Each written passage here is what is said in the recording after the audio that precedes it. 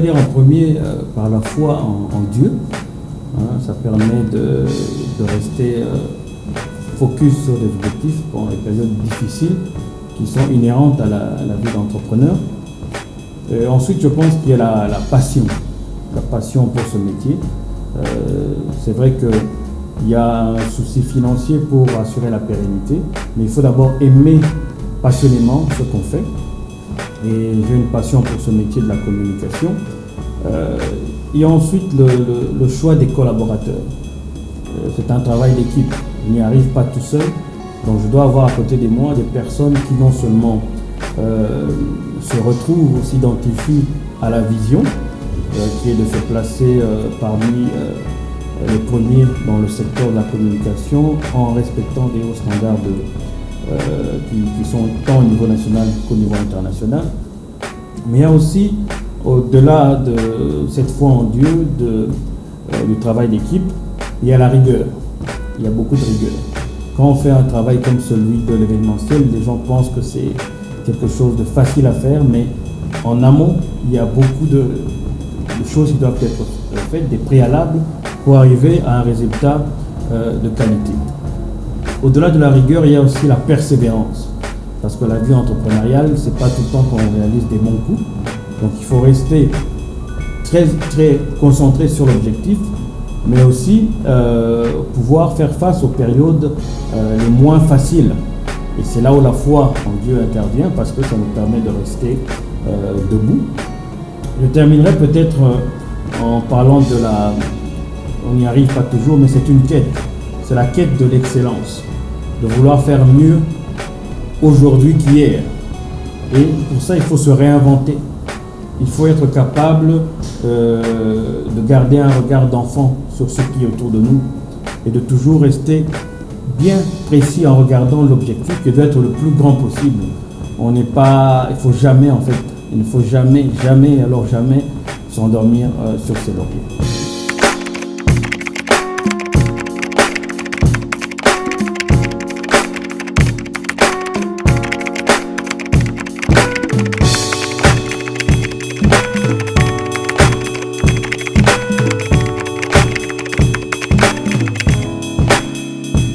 Bon, pour surmonter les difficultés, je pense qu'il faut d'abord reconnaître les erreurs. Quels sont les endroits où nous avons failli? Et aussi se dire que la vie d'entrepreneur est jalonnée d'échecs. Il faut parfois échouer une ou deux fois avant de trouver la formule qui permette de persévérer. Il y a aussi des appuis que nous avons, non seulement auprès des proches. Je pense d'abord c'est la famille. La famille doit vous soutenir dans ce que vous faites, mais il y a aussi toujours des conseillers, des personnes vers qui on se tourne pour aller chercher des orientations, des conseils qui nous permettent de continuer à avancer.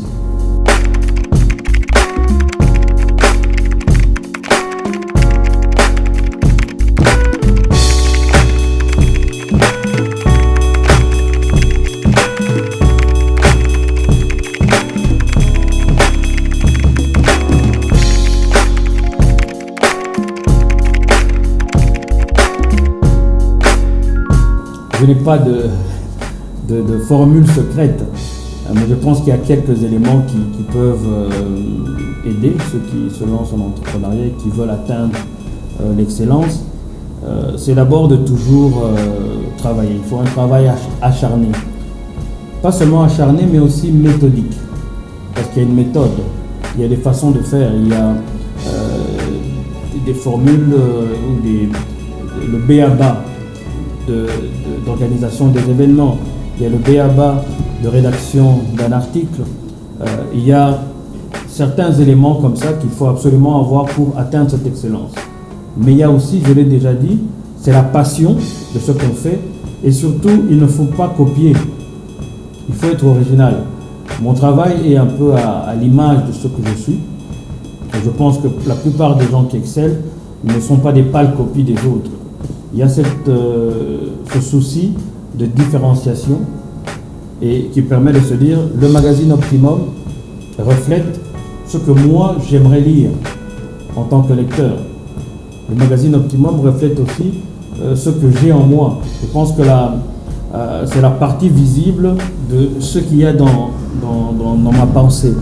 Il ne faut pas vouloir copier l'autre parce que chacun a ses prédispositions, chacun a ses façons d'être, chacun a une mission et un objectif qui lui a été confié, je pourrais dire de manière céleste, et c'est à chacun de trouver sa voie. C'est en ayant trouvé sa voie qu'on se distingue et qu'on a une voie qui se démarque de celle qu'il y a déjà sur le marché.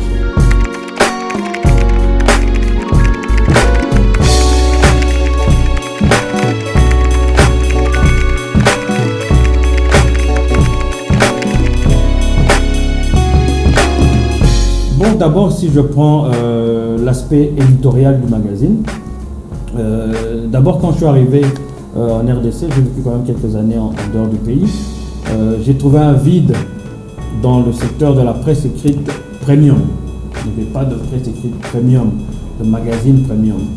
Et j'ai regardé un peu le marché, et ce qui a frappé d'abord, c'est qu'il y avait un manque de rôle modèle, de personnes auxquelles les gens veulent s'identifier. Les politiciens, comme vous le savez, ce n'est pas toujours les personnes auxquelles tout le monde veut s'identifier, mais je vois dans le secteur un peu de l'entrepreneuriat, est-ce qu'il y avait des rôles modèles, des personnes qui pouvaient inspirer les autres? On a toujours tendance ici chez nous en Afrique en général et en RDC en particulier, à voir toujours le verre à moitié vide. Moi je le vois à moitié plein. Je dis, il y a des choses qui existent déjà, comment faire pour améliorer ce qui existe? Je parlais d'exemples en termes de rôle modèle, mais il y a aussi des exemples en termes d'entreprises qui fonctionnent, en termes des solutions qui viennent de nous. On a tendance toujours à vouloir adopter ce qui vient de l'extérieur, mais on n'a pas nos propres exemples de développement. Donc dans le magazine Optimum, dont le slogan, comme vous le voyez ici, c'est « Façonner l'avenir », c'est-à-dire comment trouver nos propres voies, nos propres modèles qui nous permettent d'avancer. Qu'est-ce que nous devons faire aujourd'hui pour que demain soit meilleur, au lieu de tout le temps critiquer. La critique est aisée, mais c'est plus difficile d'accomplir des choses. Alors, dans la ligne éditoriale, c'est de montrer non seulement des rôles modèles locaux, mais c'est aussi de montrer des pistes de solutions initiées par les Congolais. On prend plusieurs sujets, on a parlé par exemple de l'énergie, on fait l'état des lieux, mais on propose des pistes de solutions. Je pense qu'il est possible, de même en tant que Congolais, de trouver localement des solutions à nos problèmes. C'est ce qui fait, je pense, notre image de marque, ce qui fait notre différenciation par rapport aux autres. Je ne suis pas là pour critiquer, je me dis moi-même en tant qu'entrepreneur, qu'est-ce que j'apporte comme solution? Qu'est-ce que j'apporte comme innovation pour que ça soit meilleur? Quand nous avons investi dans le premier numéro du magazine, on n'a pas voulu faire un magazine qui existait déjà sur le marché. On a investi pour en faire un magazine qui n'a pas à rougir quand on le met dans un kiosque face aux magazines qui viennent de l'extérieur. Donc je pense qu'on est arrivé quand même à atteindre cet objectif.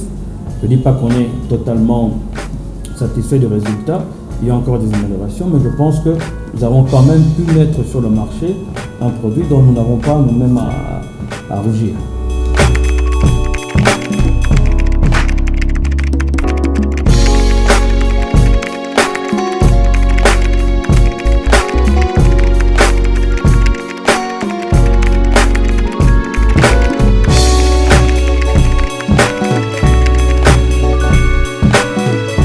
Il y a la recherche de la qualité, la recherche de l'excellence, et ça part de ce qui est écrit à ce qui est produit à la fin. Et pour que ce qui est produit à la fin soit de qualité, il faut veiller non seulement à l'image. On est allé chercher les meilleurs journalistes, on est allé chercher locaux, et parfois on a des collaborations internationales. On est allé chercher les bons photographes pour que l'image, parce qu'un magazine c'est aussi l'image, pour que les photos ne soient pas pixelisées, pour que le lecteur se retrouve face à un produit qui répond aux plus hauts standards internationaux. La qualité du papier, la qualité des photos, la qualité de ce qui est écrit, je pense, ce sont quelques ingrédients, je ne dis pas que ce sont les seuls, parce qu'il y a des éléments que ni moi, ni personne ne peut contrôler ce qu'on appelle la providence, c'est de se retrouver au bon endroit, au bon moment, avec les personnes qui comptent. Et ça, c'est des choses que seul Dieu contrôle.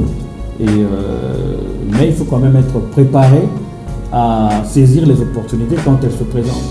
Et ça, c'est un travail de préparation qui se fait dans la culture générale, dans la recherche de l'information, des sujets, dans la façon de présenter les photos. Par exemple, cette photo, si vous la regardez, l'original est à l'intérieur. Je pense que si vous jetez un coup d'œil, vous verrez que la photo a été travaillée pour aller chercher un effet qui soit un peu plus artistique. J'essaie de retrouver ça. Voilà, la photo est là. Et ça, c'est ce que nous en avons fait en utilisant une technique artistique qui existe déjà, qui s'appelle le pop art. Il faut oser, il faut pas rester dans les sentiers battus, sortir un peu de ce qui se fait d'ordinaire, oser la différence.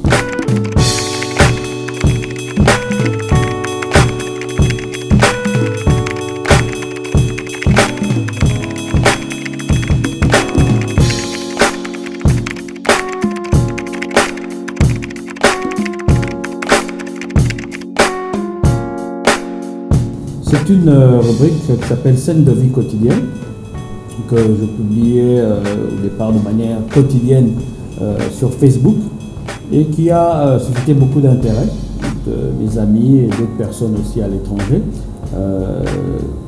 C'est parti d'un constat personnel qui est de voir que je devenais un peu insensible à tout ce que je voyais dans la rue.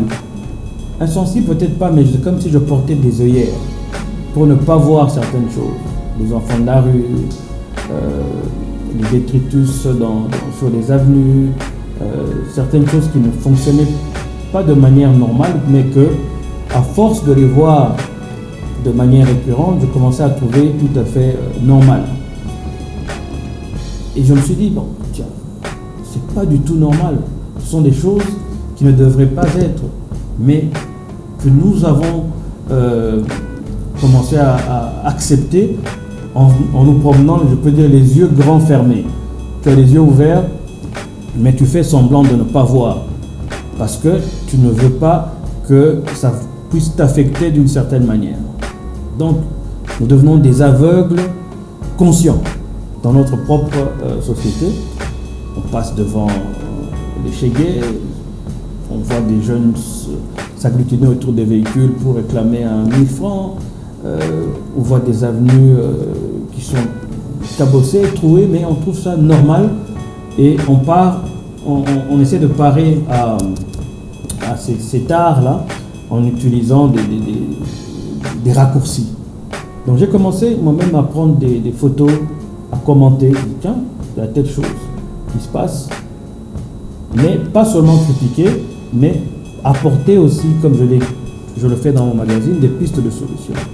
Est-ce que par exemple pour ces enfants de la rue, on ne peut pas imaginer des centres de réinsertion pour les jeunes gens qui sont désœuvrés? Est-ce qu'il y a moyen de trouver des orientations, mais pas seulement du côté négatif, parce qu'il y a des choses positives aussi. Par exemple, si on réalise que dans notre pays, laisser tomber une graine de pastèque, 2-3 jours après, vous retrouvez déjà une plante qui commence à germer. Donc il y a des choses positives, hein. Je ne reste pas dans le négatif. Pourquoi? Parce que même les choses négatives qu'on voit sont des opportunités. Et comme nous fermons les yeux face à ce qui se passe, d'autres personnes viennent et ils voient des opportunités. Un étranger vient et réalise qu'il y a beaucoup il y a des montagnes de déchets. Il pense à une unité de transformation des déchets.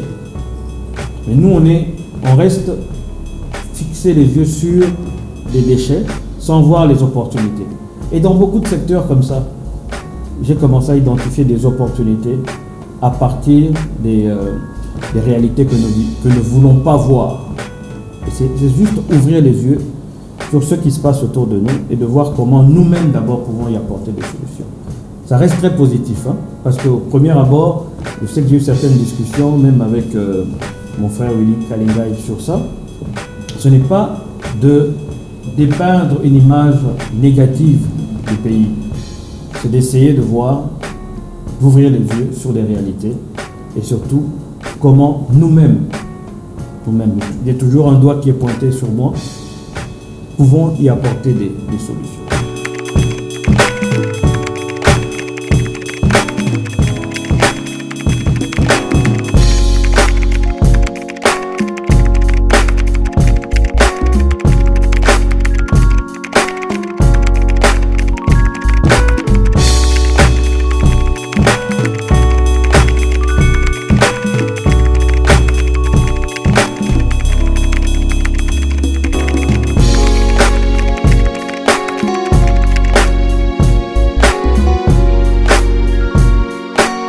Pas économiste, je ne veux pas m'hazarder à aller tirer des conclusions au niveau économique. Par contre, en tant qu'entrepreneur, ça me touche directement.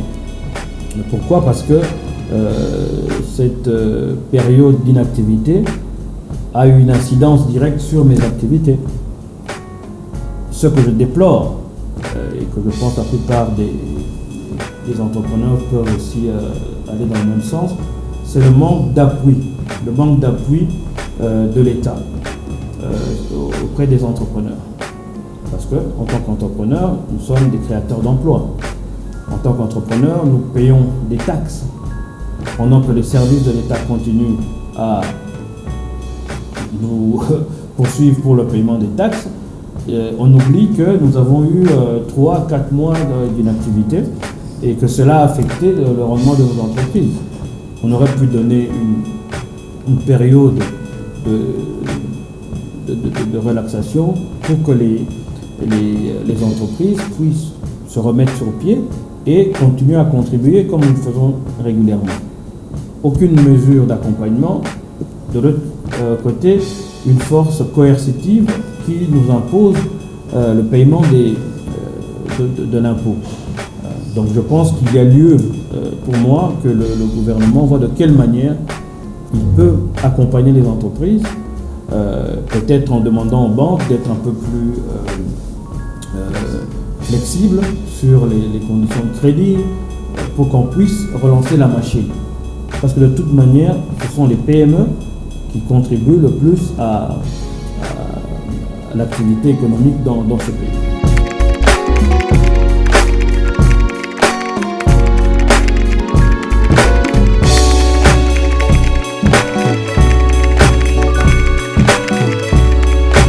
Je pense que le secteur bancaire doit avoir un appui de l'État pour lui permettre justement de financer les entreprises dans cette période avec des périodes ou avec des taux préférentiels et des périodes un peu plus longues dans l'octroi des crédits. Ça, c'est au niveau de l'entrepreneuriat. Mais de l'autre côté, je pense qu'il y a des secteurs importants comme celui de l'agriculture et de la transformation agroalimentaire.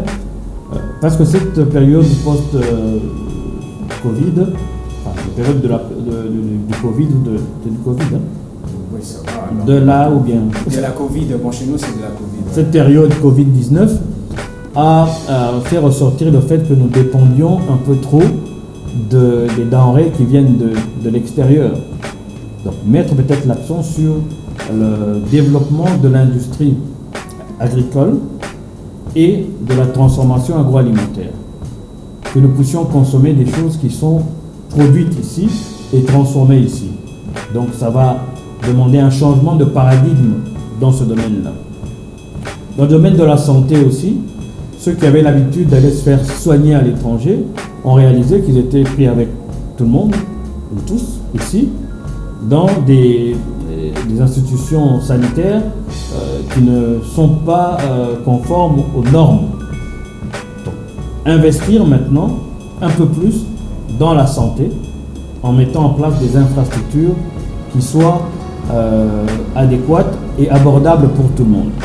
Parce que pour l'instant, les plus nantis peuvent se permettre d'aller dans des centres où un simple examen peut coûter $500 mais le commun des Congolais ne peut pas le faire. Donc, mettre en place des infrastructures et penser réellement à un système de santé universel qui permettrait au commun des Congolais d'avoir accès à des soins de santé à un prix abordable. Allez-y. Moi, je pensais que vous continuiez. Oui, je continue. L'autre aspect, c'est l'aspect éducation. Je pense qu'il faut commencer à penser à la réforme réelle de ce système qui a montré ses limites.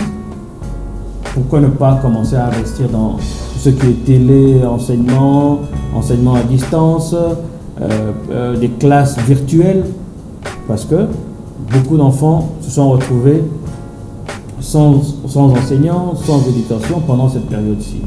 Donc, il y a lieu, à mon avis, de considérer cette période-ci comme une période qui offre de nouvelles opportunités, de nouvelles ouvertures pour penser différemment. Je vais aller même plus loin si on parle même de l'administration. Il y a aussi des questionnements. Pourquoi ne pas commencer à penser à réformer aussi l'administration en pensant à une informatisation massive qui permette aux gens d'avoir de l'information à distance, de s'enregistrer pour avoir accès à des documents officiels à distance. Saisissons cette période comme une opportunité pour faire un virage total et changer les façons de faire.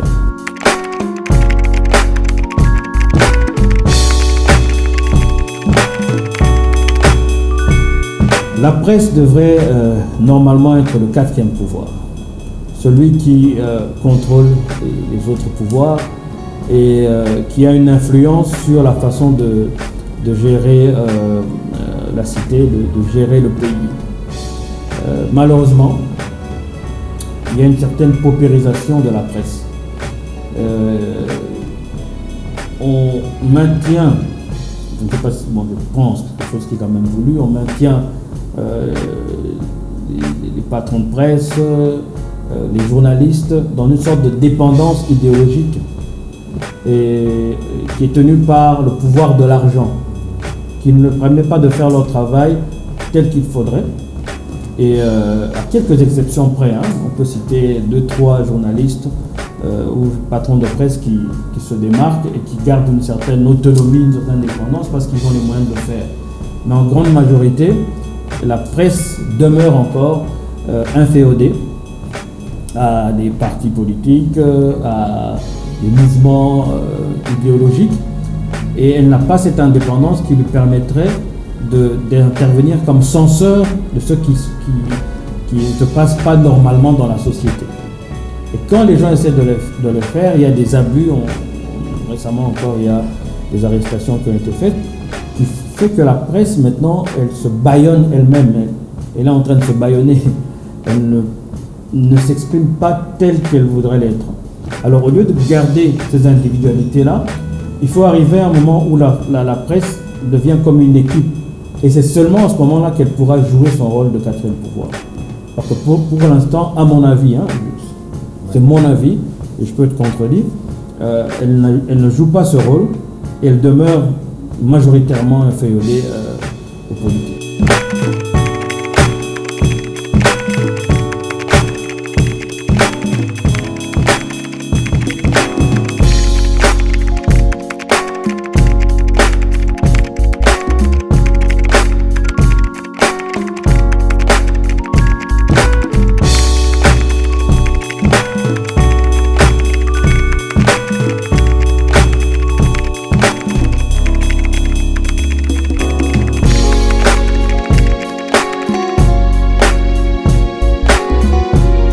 D'abord, il faudrait que les gens aient une carte de presse.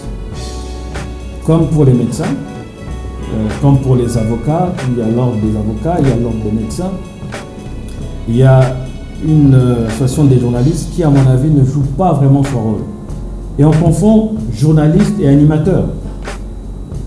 Un animateur, c'est quelqu'un qui se forme sur le tas, qui n'a pas forcément envie de transmettre des faits, mais qui cherche du sensationnalisme. Alors, si les journalistes eux-mêmes laissent faire ces moutons noirs, comme vous dites, ils sont en train de se tirer une balle dans le pied. Il faut voir de quelle manière, le plus tôt possible, redonner à la Fédération national des journalistes, le pouvoir qui est le sien de dire tiens, telle personne n'est pas réellement journaliste, et pouvoir sanctionner les personnes qui ne suivent pas le pas. Est-ce que vous avez votre carte de presse? Est-ce que vous êtes en règle avec l'association des journalistes? Il y a autant de sujets qui vont permettre, à mon avis, si on met un cadre que tout le monde doit respecter, qui permettrait d'élaguer et de finalement rendre notre métier en tant que journaliste beaucoup plus respectable.